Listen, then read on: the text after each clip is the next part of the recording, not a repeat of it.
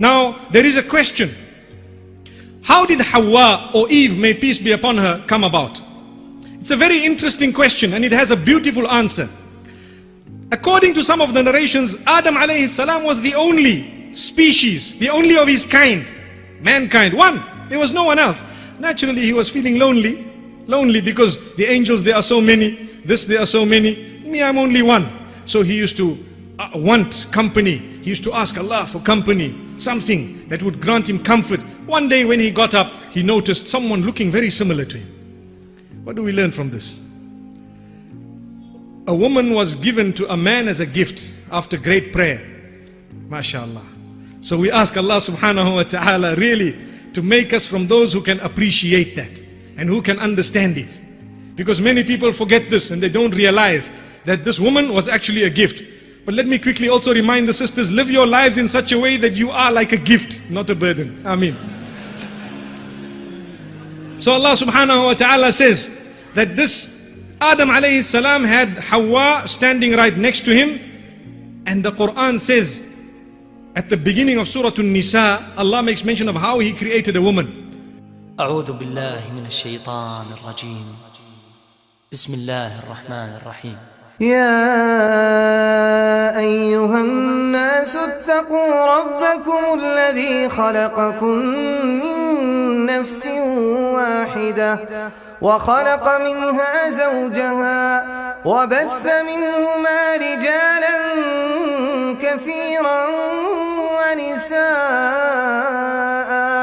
واتقوا الله الذي تساءلون به والأرحام إن الله كان عليكم رقيبا. And He says we created from him, meaning from Adam, his spouse, his wife, which means Hawa. Now there are certain people who are embarrassed and they say, no, we weren't created from man. Well, why be embarrassed? We were created from dust, from soil. At least you were created from something which was already living. Allahu Akbar. Subhanallah.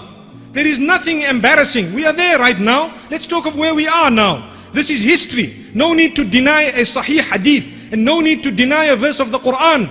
Clearly it says this in the opening verses of Surah An-Nisa, that Allah created man and then He created a woman from the man. So the hadith of Abu Hurairah radiallahu anhu in Sahih al-Bukhari makes mention of the rib of Adam alayhi salatu wassalam.